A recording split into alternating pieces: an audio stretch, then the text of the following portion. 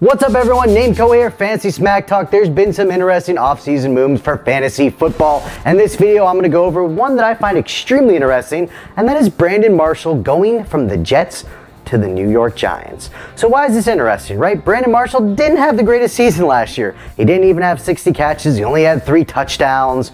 So what makes me believe he's going to be a big factor in fantasy this year?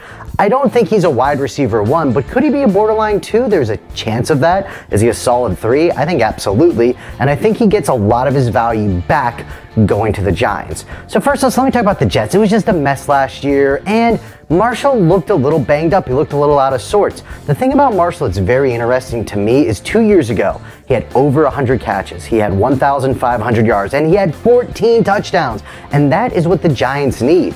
They need the possession receiver. They need the guy in the red zone, and that's Brandon Marshall. While his targets, I think, will certainly come down because obviously they got Odell Beckham Jr. there. Obviously they got Shepard there. But I do believe his touchdowns from 3 will certainly be up year over year. Now, the crazy thing about Marshall right now is he's going around pick 60. So, and obviously it's very early. How many drafts are actually going on? I'm shooting this in April. But that's over guys like a Fitz or a Moncrief or Benjamin for Carolina. So, do I think he's going to be better than those guys? Sure, that's certainly the realm I think he should be. 60 does seem a little rich for my blood, but in this receiver-happy kind of fantasy football drafts we're in now, although there will be a regression back to running backs like we said, I do think that Marshall could obtain value, right? So let's talk about some of the other fantasy impact of this. First of all, Odell Beckham Jr., what's going to happen to him? If you have him as a keeper, is he still a first rounder? The answer is yes. I think all of this does is keep his exactly flat. It's going to hurt him a little bit with targets, but it's going to help him with coverage because you cannot roll over coverage every time to Odell Beckham and leave Marshall single coverage because he still has the ability to tear him up. Shepard, I think that's whose guys going to get hurt. Sure, you know, he's still going to get balls, but he's going to play more in the slot, you know, what they wanted out of Victor Cruz last year, but it's going to be the Marshall and Beckham show for at least next year. Eli Manning, I think he gets a bump, and right now he's going as the 15th quarterback off the board. 2 quarterback leagues, I would love to get my hands on Eli Manning. He's proven in the past he can put up big numbers, minus those interceptions he throws sometimes, but with that combo, ooh, that could be nasty. I know they need a running game, but still, it's a pass-happy league now. The other thing that I want to talk about that I found the most interesting was the deal that he gave. With all these gaudy contracts that are being given out, 2 years, it actually ended up $11 million. Everyone thought it was 12. It's actually 11. 2 years, $11 million.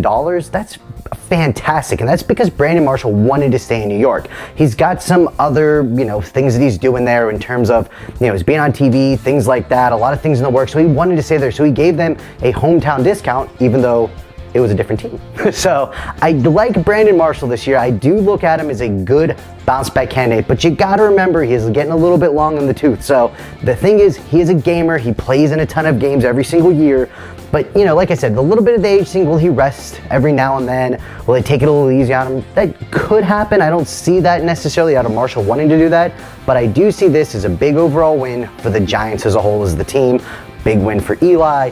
I think he will have a far superior year this year for Brandon Marshall, and I think Odell Beckham stays the same. The only one that I'm looking at as a negative, like I said earlier, is Shepard.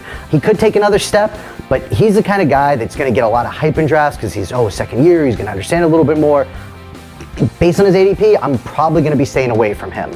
Will I be a buyer on Marshall? Probably not at pick 60, but around pick 80, I think that's going to be a kind of a steal. Those late mid rounds for Brandon Marshall, you're going to absolutely love. So I'm excited. It's football. I'm going to be shooting a lot more of these, so leave in the comments any questions that you have. I will be answering those. So if you've got keeper questions, dynasty questions, just anything that you want to put in there. And also, what other players do you want me to talk about? What other moves have happened that you want to see how that's going to impact? Anything from, big moves to little moves, whatever it may be. I'm going to be shooting these. Thank you for all the support. Hit the subscribe button, be on the notification squad, or whatever the kids say nowadays. So hit that little bell, that's all that it means.